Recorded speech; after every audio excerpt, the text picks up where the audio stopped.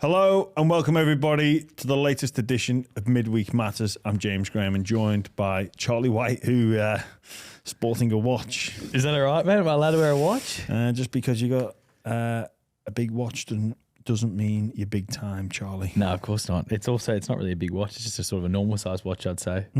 But yeah, and it tells the time, which is handy. Yeah. Which, I mean, phones do as well. Is the watch dead? Maybe. I don't even know if I can read time anymore. Like if I see a clock, I don't know if I can read the time anymore. I'm just that used to just reading it on my phone.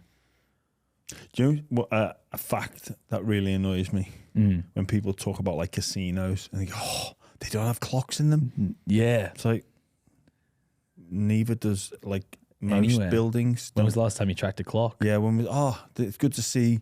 I'm just down at the local supermarket. Oh, it's good to know they've got a clock in here. What buildings have big clocks in them? Yeah, and even if they did, while you're looking at them, you Yeah. don't. Yeah, the days of looking at clocks are gone. Yeah, maybe the casinos are just ahead of their time. Yeah. Well done, mate. Great chat. Did that actually come from the heart as well? Yeah, so that was accidental. Well, I said it purposefully, but I didn't pre-plan it. Speaking of time, you can have a great time if you come to our live show in Brisbane. So make sure you jump on the Instagram and enter. It's pretty simple. The post is pinned to the top and just comment the predicted scoreline for Game 3 State of Origin, which could be a decider. Hopefully is a decider. The great Gordon Tallis is going to be there. You're going to be there. And we're also going to have a New South Wales legend who we won't reveal just yet. Do you know what would offset it not being a decider? What's that? The Buy Around live show. Exactly. Because you can enjoy free drink, free food, watch a great podcast. Good banter. Yeah, meet good tail Gordy, times. meet you. It's going to be a great time. So yeah, jump on. I'm looking forward to it. Actually, last time it was cool experience up there. It was good it's fun. awesome. It's awesome because you really we do this podcast and it feels like it's just you, me and Tony doing it. But then there's so many people listening. And so it's great to meet people who actually listen to the show and stuff as well. And hopefully we will get one in Sydney soon around finals time as well. So we understand our Sydney base are crying out for one of those. Yeah. Honestly, just hopped on a plane just for the live show. Well, that's a true fan. Or get to Origin as well. I mean, yeah, well, a lot of people do travel up for it, especially if it's a decider, so it should be good. And the other thing as well, which you've been banging on about, is we're almost at 15,000 subscribers on YouTube. So that's good. Yeah, so jump on and subscribe if you're not already. I know most podcasts do this at the start, but it actually does help. Yeah. And leave us a review, positive or negative. Yeah, up to you. Ideally positive though. Preferably. Just an honest. Jimmy's got very thin skin as well, so if just there's an honest review. Negative reviews, you can unravel. You've been known to unravel. No, I'm happy. Yeah. For people, as long as it's a truthful review, I'll be content. 1 star. I hate James Graham. I don't know why he's on a podcast. Would you be happy with that? As long as it's honest. If that's how they truly felt, then yeah. Yeah. What are you doing listening as well, though, if that's how you feel? Turn it off now. Yeah. Guess who's going to the St. George Illawarra Dragons, Jimmy? Damien Cook. He is 2-year deal. He's been at South for a long time now. He's been one of South's great players over the last few years, but Dragons have got their man. Yeah, so he was, am I right in thinking he was contracted for next season? Yeah, 1 year to go next year. I think he was told basically he wasn't needed anymore. The Dragons had come to the table with a 2-year $1 million offer. He's taken that. He obviously lives in the Shire. It's close to where he lives. And they've had Jacob Little playing at hooker at the Dragons. He's a fine player, does a great job, but they obviously think Damien Cook can improve their team. Yeah, I think it's probably one of the areas that the Dragons would have identified to fill with some more experience. Damien Cook, obviously not that long ago, was a rep player, quality dummy half, started at the Dragons as well, if I recall correctly, playing in the fullback role / utility role. Moved to the Bulldogs after that, and then where I met him, and then obviously made a career for himself at Souths. Wayne Bennett comes in and has decided he wants to, free some money up, and maybe it'll be Mamazula's that will take that 9 spot, or maybe they'll go into the market themselves. But I think it's one of those win-win-win situations. The Dragons win, Souths win, and Damien Cook wins as well. It will be interesting, though, because I know Cookie, and it had been spoken about that he was looking to do some work in for the South Sydney Rabbitohs Football Club post career. And did know at some point he was considering England, but obviously this offer from the Dragons. I think it just shows where the Dragons are at as well, because maybe 12 months ago, Cookie doesn't want to go to a team that is down near the bottom and with not much light at the end of the tunnel, but there seems to be that there now. And it would be good for the Dragons because obviously they've got the experience of Hunt and then the experience of Cook with young guys like Flanagan and Sloan. Sort of balances it out a little bit more in that experience category. So, and I think that will be Hunt and Cook will come off contract together. That will likely be the end of them. I mean, who knows? We don't want to cap it, but then the Dragons can get really active in the market they'll have plenty of money to spend in those spine positions, but it's a huge coup for the Dragons, I feel, in getting Damien Cook. He's been playing really well the last couple of weeks as well, but do you think he's got 2 more years in him at that high level that we expect from Damien Cook? Look, Cookie has been known for his speed. That was always the attribute that set Cookie apart from other dummy halves, that genuine sharp movement out dummy half, very difficult to handle, that running game. I think with Cookie and with speed, that naturally does drop off, but he's still using it to his advantage when he plays at the NRL now. I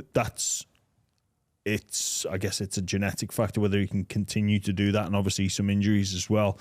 But then maybe we've seen plenty of players change their style as they grow older when they lose that pace. And if there's one thing about Damien Cook that is, other than his speed, it's his smarts. Like he's a very intelligent individual, so he will know quickly and figure out another way to impact the game, whether it be through deception, whether it be through distribution, whatever it is, he'll find a way to influence a game.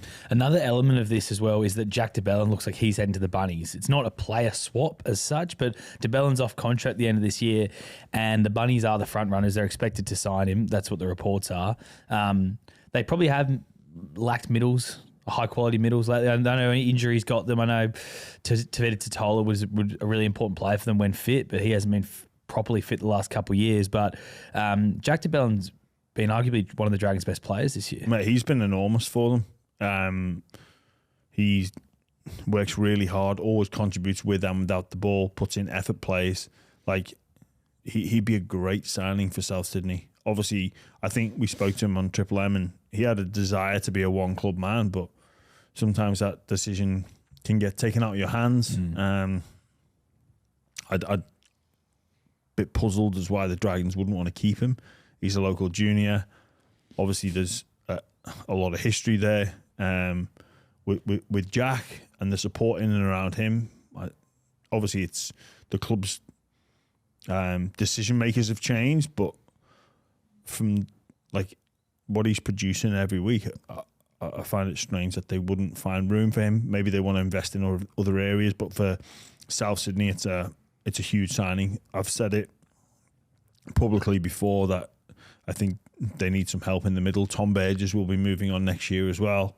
That's what it is. It's probably the money that Tom would have been on as well that you replaced with Jack de Belin. And Tom's obviously been a legend of the NRL, but his best years are probably, I know you hate when I say that his best years are probably behind him, but he's not been at the standards he set for himself. Jack de Belin is going to be a much better player for South, you would think. Well, Tom is so big, like that size is probably catching up with him a fraction, but I still think he goes really well. Probably can't play the number of minutes that he would like to. Just that lateral movement as well isn't what it used to be. Yeah. Oh, well, when you're that big, it does catch up with you.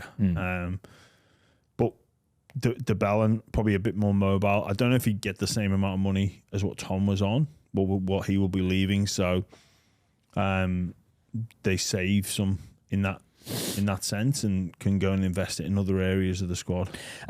Speaking to Jason Demetrio, he's obviously been at Triple M now, so I was speaking to him about Peter Mamazoulis, and he really rates him as a hooker. So I know obviously the rumours are that Brandon Smith might end up at the Bunnies. That's what James Hooper was saying.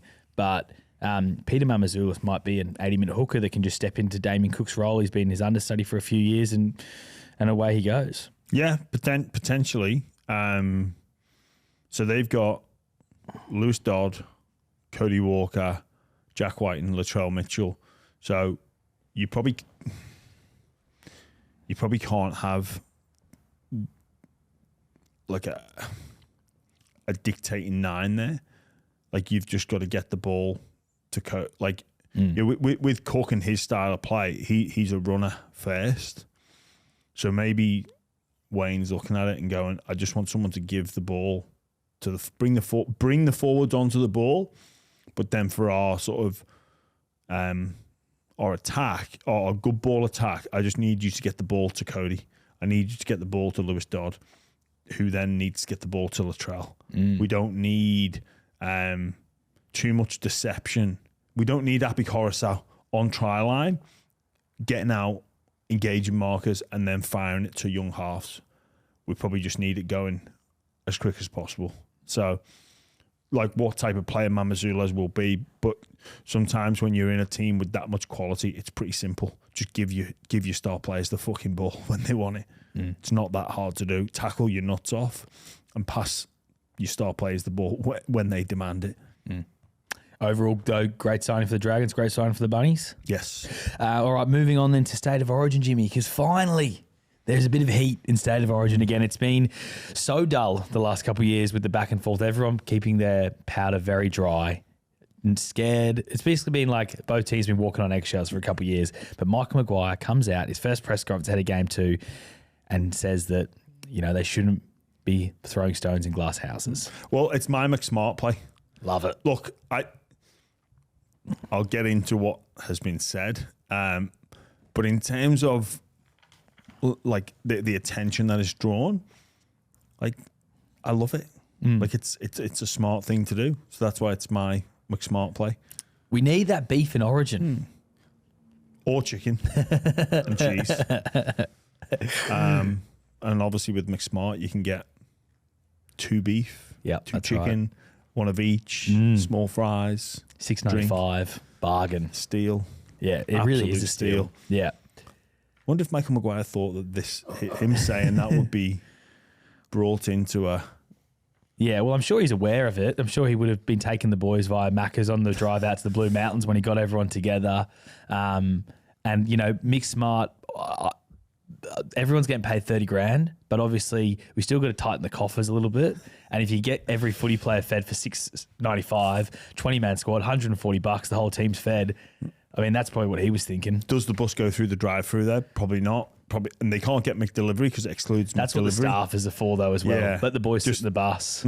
Get someone to do like a quick run in. Can I get 20 McSmart? Yeah. And then how many staff have we got? Also 30 McSmart meals.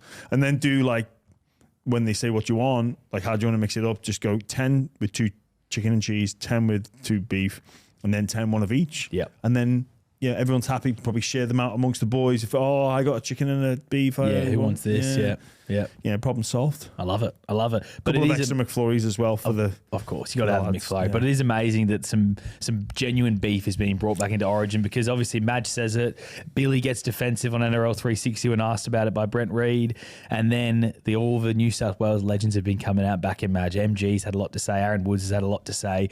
The Hello Sport boys did a great video of Billy Slater, and just they mixed in moments of him, some of his moments during his career where he maybe crossed the line a little bit.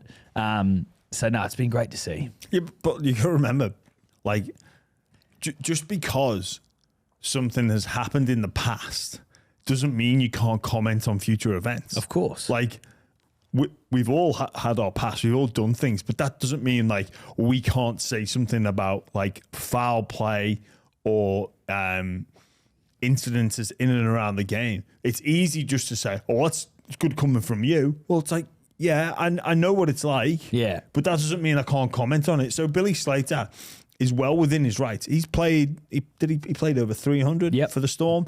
So of course he was going to be involved in incidences. Yeah. Just almost by sheer mathematical probability. You play that many games and some shit's going to go down. Right? And you're going to be involved in unsavory incidences. He played at the Melbourne Storm that were famous for the tactics in and around wrestle, play the ball speed. Some of the now illegal tackles were brought into the game by them. So by very nature, he's going to be involved in some of those. But that doesn't mean that he can't now, as a coach, protect his players and say, I don't agree with them targeting Reece Walsh and basically ruling him out of the game with foul play. He's entitled to say that. It doesn't matter what he's done in the past. No. It doesn't matter what anyone's done in the past. Like, our criminals could be watching in jail and go, that's bullshit. But no one, hey, come on, mate, you robbed the bank. It's like, so? It's rugby league. We're allowed to comment on it. So I don't understand this glass houses things, because anybody in these positions, anybody that is a media commentator around rugby league has likely been involved in an incident that they're not proud of, or probably isn't a good look, or people on the opposition don't agree with. It's just the way it is. But it's great that these two are sort of having it out. I think Madge was the assistant coach at Melbourne when Billy Slater was there as well. So there is a relationship, and there's, I guess you could look at it as conflict of interest. Was Madge telling Slater what to do? Yeah, maybe. Yeah, it is. I think Billy Slater has got the whole state of New South Wales a little bit rattled. The last couple of years, he's been a coaching master classroom. He seems to make the right move at every single step of the way. It does seem like tactically he's probably up there with the greatest minds in the game right now. And I think everyone in New South Wales is getting a bit frustrated with him. Well, the thing is, because he was so good as a player and he was so methodical, like, sometimes that doesn't transfer into NRL coaching. But what it's perfect for is State of Origin, 3 games a year coaching. It's almost the perfect fit. Yeah. And it works well for him for his other commitments. So he can dial it up for Origin runs over 7-8 weeks, and he'll be across everything anyway. But it's perfect for him. And he has expressed he doesn't have a desire to coach at the NRL. So again, there's no distraction from that, where others do have that. So probably because it is so perfect, that's why people get pissed off. People don't like perfect. No, they don't. We are 6 and as well, people get pissed off that in New South Wales that Queensland keep winning. Yeah. And there's this ongoing narrative that it means more to people up there, which is nonsense. More to the state. Well, is it? I think it is nonsense that it means more. I think if you're a Blues fan or a Blues player, it means as much to you as a Queensland fan and a Queensland player. I just think Queensland had decades of dominance where they had the greatest team ever. Like, even you look at when New South Wales broke the drought, you look at that team that managed to beat that Queensland team on paper, and you're like, how on earth did they win that anyway? Like, Queensland had a golden era, and then for some reason it now means that New South Wales don't get Origin as well because they have had a period of losing. Whereas I think they do, man. I remember as a little kid it meaning sort of like everything to me if New South Wales would win or not. Yeah, but Charlie, it meaning everything. People say that, yeah. And one person's everything and another person's everything are completely different. So I was probably on your page until I spoke to Billy Moore, who coming out Sunday. Yep. Who sort of explained this little brother inferiority complex, like this. We got this independence, and I imagine. For me, it's a little bit like the England situation with countries like Scotland and Wales, and like they hate us, and it would mean so much for to Scotland to beat England in any sporting context, and it'd mean a lot for England to beat them as well. But it is different. It is. It just is. They fucking hate us. Like, but why? Queenslanders are all lovely people. Maybe it's not. It means. Maybe I've looked at it and gone. Maybe it doesn't. Maybe it means the same. But I don't know if New South Wales hate Queensland as much as Queensland hate New South Wales. And No. the power of hate is what it comes down to. It's not necessarily meaning more, like bleed blue, tears, all this jazz. But I think there's more hate coming north of the border south than there is south of the border going up. Possibly, probably. Well, because I think maybe most Queenslanders you meet are good blokes as well. Yeah. And girls, like they're good people. Like every state's kind of got a bit of a different vibe. A lot of wankers in New South Wales, a lot of wankers in Victoria. WA people are our own sort of breed. We don't like, they're interesting people. But then Queenslanders. Charlie White's views do not represent those views of the But Queenslanders are like often really kind people. Like you go up to Brisbane, everyone's really friendly. You go up to other parts of Queensland, it's always good time. So maybe us being annoying is the issue. Maybe, but I think it comes from the psyche of the power of hate. I think there's a bit of that they maybe Queensland don't feel. Obviously the Sydney Melbourne rivalry as well. In other aspects of sport, and no, we're the best. Like New South Wales have got rivalry with Victoria, and then they've got rivalry with Queensland. Where again, I might be speaking completely out of school here, but I don't think I think Queensland's rivalry, main one, is with New South Wales, and it is through rugby league, where New South Wales, you could argue, have bigger fish, which is the sporting capital of Australia. Yeah. Is it Sydney or is it Melbourne? Yeah. We're far. Like, no, we've got league, we've got AFL, we've got the tennis, we've got the Grand Prix. It goes on like that. But I think Queensland, they reserve their hatred for New South Wales, where New South Wales hatred goes, or dislike goes north and south. Yeah, I think you're right. I think Victoria's probably a bigger rival for New South Wales overall. In a general sporting context. Yeah. And most of that overlaps. Yeah. Speaking of a rivalry, obviously Latrell Mitchell and Spencer Leniu are both playing for New South Wales this game. At the start of the year, Spencer Leniu in Las Vegas had that incident where he allegedly racially vilified Ezra Mam. Latrell Mitchell was very outspoken about that, came to Ezra Mam's defence.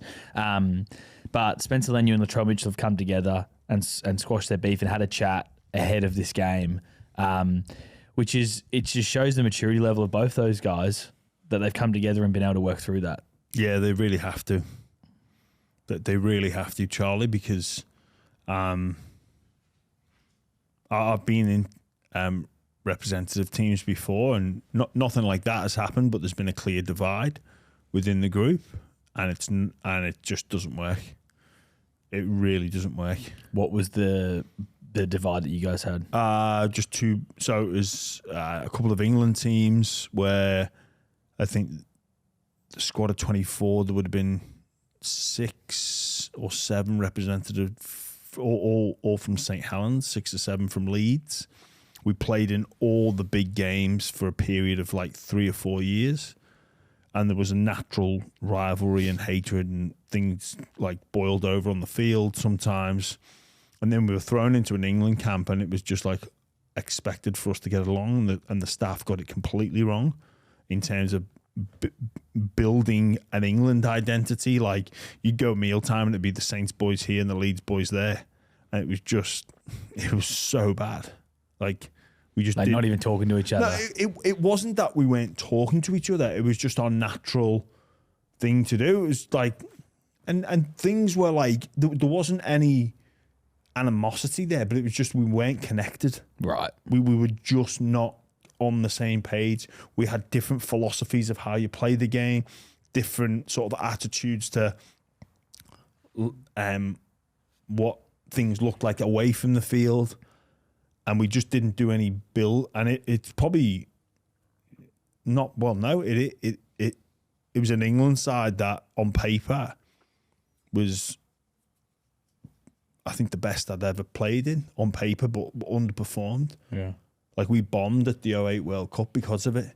So you had like a group of Leeds lads, group of St Helens lads, and then the others. It was just, but. What I'm talking about, like team chemistry and team dynamics, where those two are very influential players. So Latrell Mitchell game breaker. Spencer Lenu's going to come on and open up the game. And at this level, you have to have people that want to be in the trenches with one another. That's what, again, as an observer of Origin, you only need to be off one little bit or not up enough. And you go above and beyond because you care about the people next to you, or you care about the state that's behind you. And it's really important that these two, like, not just say it, but genuinely do it. Yeah. The same issue that you guys have with England happened with the English soccer team when during that golden year, where the Man United boys wouldn't get along with the Chelsea guys, wouldn't get along with the Arsenal guys. The hatred, because Sir Alex Ferguson bred so much hate within Man United for the other teams that they just couldn't get past that. Yeah, then when going to play for England. Well, it comes into the coaches and the managers that like need to not just like, oh, you're with England now. It's like, no, like we're going to build this and we're going to create a new identity, because you're naive to think that lads are just going to sort it out themselves. Because and probably looking back, we should have taken more control of it, but it was just it just was a letdown really, and for the talent we had, we just weren't a team. But you're right, I've listened to some of those comments from the United, the Chelsea, the Liverpool, just like best players, but like a team of champions, but not a champion team. Exact same as you, they'd all sit at different tables. Yeah. They wouldn't talk. I mean, like Rio Ferdinand wouldn't want to talk to the the non-Man United players. Like it ruined what should have been a golden era for your boys. Yeah. Before we leave Origin, less than a week out, who do you like? Mate, have you seen on Ladbrokes? They've come in, New South Wales, $1.90, $1. It's like split. Yeah, mate, which is crazy because Sunday they were $2.30 outsiders before the teams came out. So obviously the punters have seen the teams and they're now heavily backing New South Wales. They love the introduction of the players that have come in, and I think I would agree with them. This team looks a lot stronger than the Game 1 team on paper. I'm going to go New South Wales. I really hope they win. Same. Like, I don't want to have the dead rubber argument. I want a decider. Mate, you really don't get that Game 3 still means a lot. And also, someone commented on the YouTube last week as well. Sorry, I can't remember the name, but it was a great point. Game 3 is that punch in the mouth that sets up next year as well. Oh, well... You can try and you can get new players in if your team struggle. If you've lost the first two, you can try things out. Yeah. You can build something for next year. You can get injured.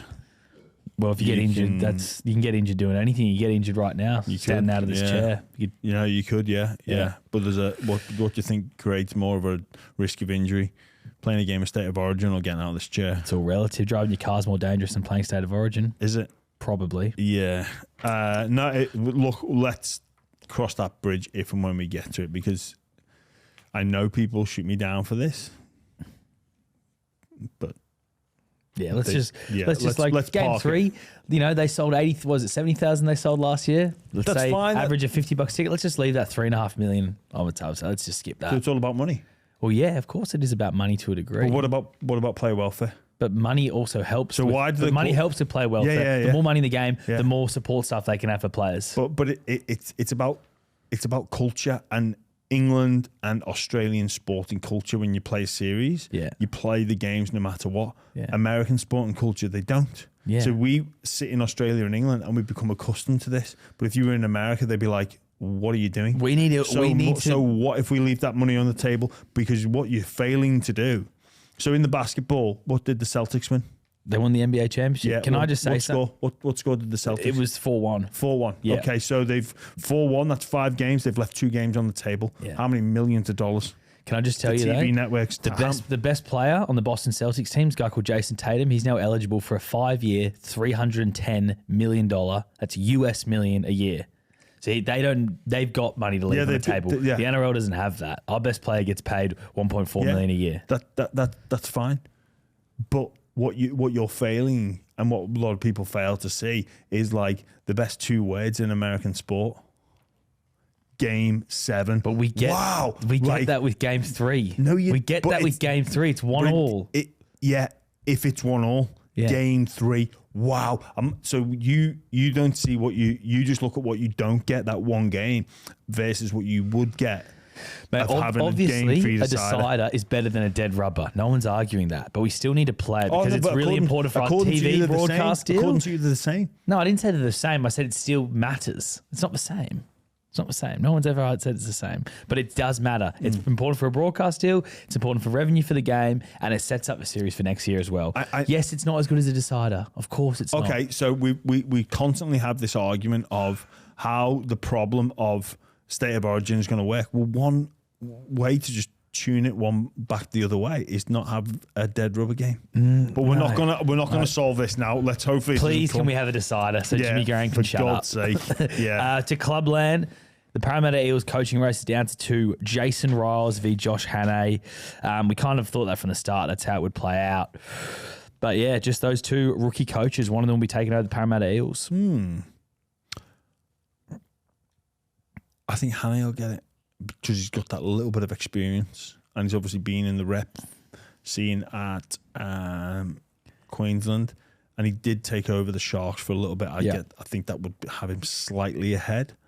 But that said, Riles sort of had the Dragons job, if you believe people around the trap. So it's been funny, people talking about like the aura of some head coaches, and I think if you meet Jason Riles, he has an aura around him. He has a really big presence. He's a big lad. Dude, he's a big lad, but he talks really well as well.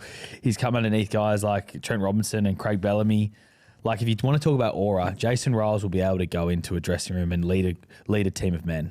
Yeah, he will have that, and that's not to say that Hannay won't. One of the things I was talking to somebody about, sort of Riles' philosophy is it's not about money for him. It's not about the head coach's paycheck, because I think he set himself up financially. That's why he went and spent time with Eddie Jones, right? Because it's not financial. Yeah. Which is, I think, a bonus for him. That he goes in I want something bigger than what money can buy. It's not about the paycheck I want to take home. It's about wanting to win. That's probably why he's been quite selective in applying for head coaching jobs as well. Yeah, and why again, if you believe what you're reading here, that he just looked at the Dragons, the offer was there, and then certain things happened, he just went, nah. Where most people would go, oh, God, the money. I've worked so hard. Yeah. Yeah. So I think, I don't know, be interesting to see where this one goes. But I think like it's, man, I've just talked myself into Riles, haven't I? I think Hannay will get it. Yeah. Well, Hannay, like, you speak to all the Sharks guys, they love him. They think he's brilliant. And also, not just because he's a good bloke assistant coach, tactically, he's apparently a genius. Yeah. Yeah. Well, that could help in terms of like your Moses, your Browns, your Guthersons, your Tarlangis. Yeah. Like that tactical, but it's a good team. But again, that aura of a guy like Jason Riles. Yeah. And just switching some of their forwards to offload happy to actually like, now I'm going to grind and rip in. So probably a bit of an identity. Probably in both of their pitches, they would be doing so Riles would be like, hey, I'm this man that can grab this team and bring them together and be a bit more gritty than what Parramatta currently are, and be a bit more direct. Where Hannay goes in and goes, look, I've got your tactical stuff sorted. I'll take Moses, Gutho, Brown, Tarlangi to another level. Yeah. So I think it's a great job, though. If either of them gets it, they walk into a great roster. With a lot of pressure, though. With a lot of pressure. A lot of pressure. That's why I'm sort of surprised Demetriou didn't go further. Like, after speaking to him about like his time at Souths, and he knows what it's like to be at one of those big clubs. Yeah. I think Demetriou would have done a great job. Like, part of me thinks that's maybe more what they need. But anyway, we'll wait and see what happens. Let's preview the round, Jimmy. And let's start with Thursday night. There's no NRL, but it's the under-19s Origin. And I want you to sort of cast your mind back to when you were a young kid coming through, playing rep games. What are games like this like? Like, is it just the best day of your life. Yeah, so jealous of these lads. Like, it's not even fair. They probably don't appreciate just how good it is. Yeah. And it is a big deal. And you're like, this is awesome. But probably not till you look back and you fucking hell, it was good. Yeah. Are the nerves insane for these games? Oh, yeah. Yeah. Yeah. We came out here as 18-year-olds and played the Aussie schoolboys. We got the win. It was like the best day ever. But like the build up, it was like, fuck, we're playing against the Aussies. Yeah. Like, this is massive. And it'll be the same for these two sets of 19-year-olds. And it's funny, like, they won't realise it, but you'll look across and there'll be players that'll be playing in the big dance in 3-4 years' time for their states. And it's like, oh, I've been here before, and the level will go up. But yeah, what an experience for these youngsters. It's so good. There's some players that have got NRL experience. Well, Chevy Stewart's going to be playing fullback for the Blues. You've got Jesse McLean on the wing, who's been playing for Penrith. He's supposedly going to be a great player. Oh, mate, he shouldn't be allowed to play under 19s, mate. He's a weapon. Oh, he's a gun. And then you've got the Cowboys. The Cowboys are starting to really put together a good development factory of players coming through. Obviously, Jamal Shibasaki, who made his debut not long ago, and then Jackson Purdue as well will be playing. So it should be a good game. I mean, it's at Leichhardt Oval. If you want to go watch some future stars of the game, get on down to Leichhardt Oval Thursday night. Remember what it used to be like? Yeah. Getting $40 million of revamp. Yeah, exactly, yeah. People be back in the day, didn't have these flash toilets. No. I wonder, it's going to be interesting with Leichhardt Oval. Like, they $40 million for a stadium doesn't go very far. It does feel a bit like a political PR stunt. Mate, it's mental. Like 40 million, people go, whoa. It's a lick of paint. It is, like it really is. Where I remember, the Penrith stuff, like the money going into Penrith. And I'm like, I was speaking to somebody there and I was like, oh, it's going to be amazing. They're like, oh no, we just basically rebuild the stand. Yeah. Like 1 or 2 of the stands. It's like for 200 mil.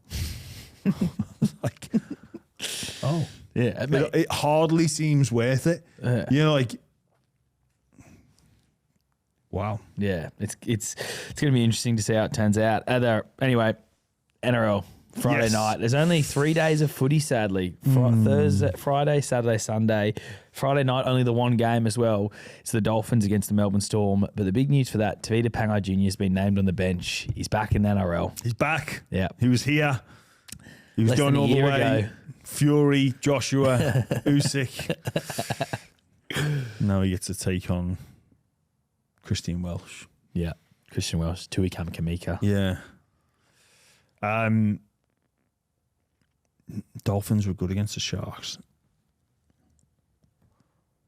They've pleasantly surprised me. I thought this was where they were supposed to stop winning last week, and it was going to be they had the soft draw. They've got a few missing. Yeah, they've got a few missing. Obviously, Hamaso's out. Yeah. But that Trey Fuller comes in. Do you know what? I said this last night on 360. Everyone's raving about the Hammers try. And for all things that rugby league are, the brutality, the physicality, the illegal shots and all that some would argue thuggery. Well, he makes it an art form. But I think Trey Fuller might... I've thought back and I was like, I think Trey Fuller's try was better. Was that the chip? The chip. Yeah, that was a great try. If the Hammer does that, I reckon people say that Hammer try is better than the Hammer try at Shark Park.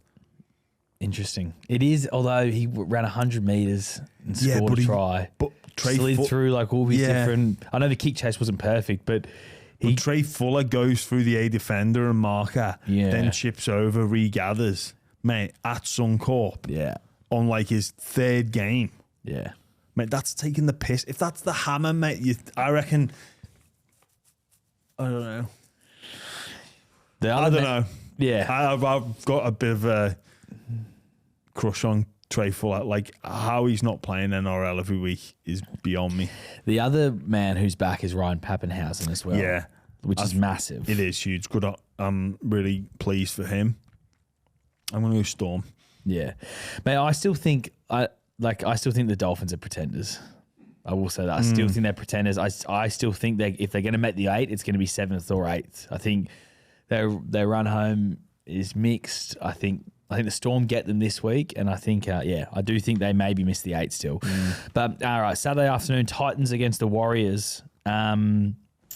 Obviously, Roger Tuivasa-Sheck's back, which is massive for New Zealand. Johnson, Harris. Yeah, the Warriors need to win games like this. If they drop a game like this, they're going to be very disappointed in themselves. Yes. I've got my same game multi for this game. Ooh, hit me with it. Warriors minus 4.5. Over 50.5 points. And then a couple of anytime try scorers, Con Pereira and Charles Nickel-Cluxter. Have you got what that's paying for us as well? I have $9.72. Ooh, I like it. Good value. Good value for the punters at home. I can see plenty of points in that. And like you say, mate, the Warriors, they've lost games they should have won and won games they should have lost. Like that game against Penrith just completely turned the course of their season. But they can't afford to lose any games against those teams in and around the bottom 4. They can't lose to the Gold Coast, the Tigers, Souths, Para. They just can't afford to lose to them, those type of teams. And they've got to start winning games against other teams in the mix, obviously.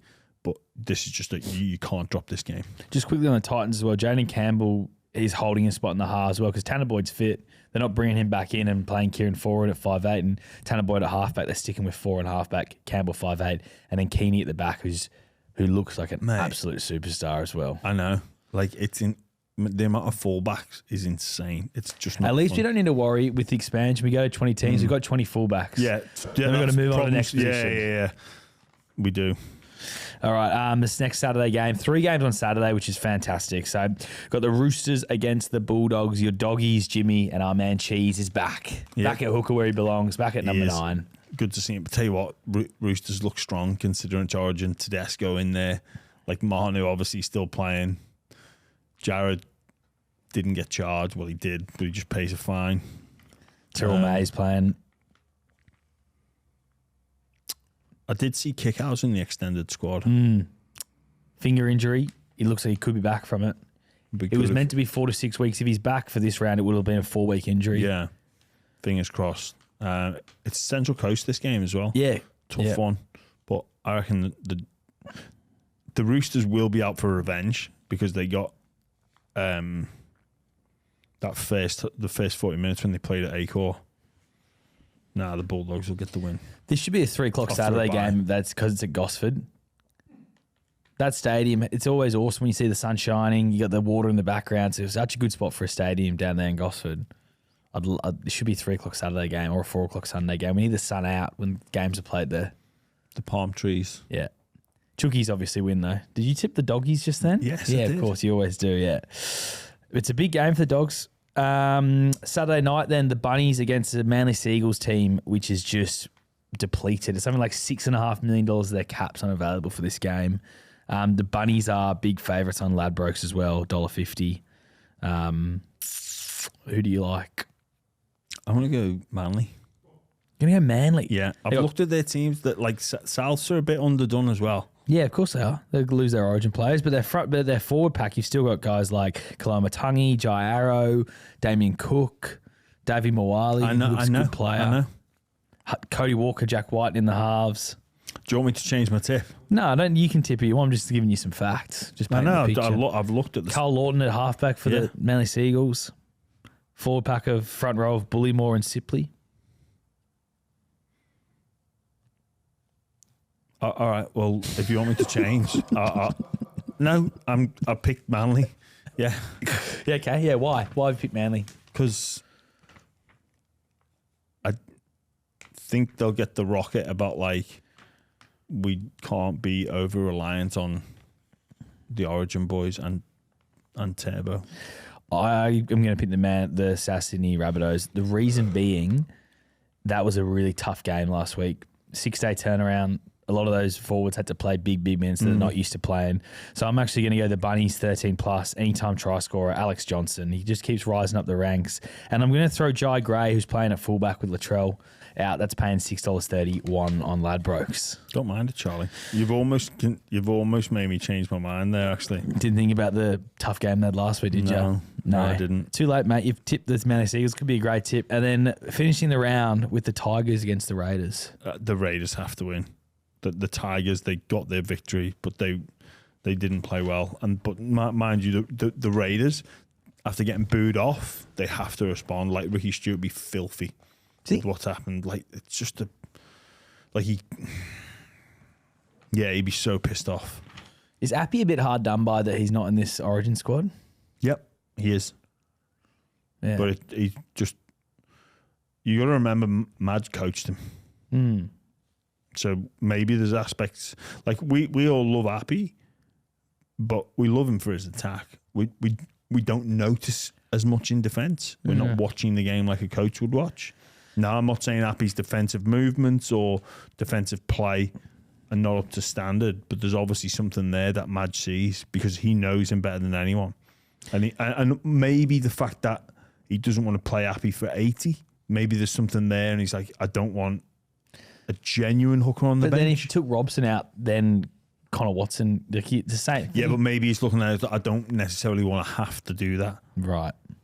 Because he's picked, does he need a really defensive-minded hooker when he's picked guys like Jay Travojevic who are very defensive-minded forwards? You know, Isaiah Yo's a great defender. Cam Murray's a great defender. But maybe that's it. He doesn't want one or two. He wants everyone. Fair enough. But because, in terms of creativity, Appy and Grant are the best. Yeah. But maybe that's not what he's looking for. We'll see what happens on Wednesday night next week anyway with State of Origin. Like you said, Billy Moore coming Sunday. It's a great episode. It is a cracker. All right, Charlie. You get your big time watch. It's not even a big time watch, mate. It's just very much a standard watch. Okay. All right. If you're watching, you'll see it's just a normal watch. All right. We'll see you next week.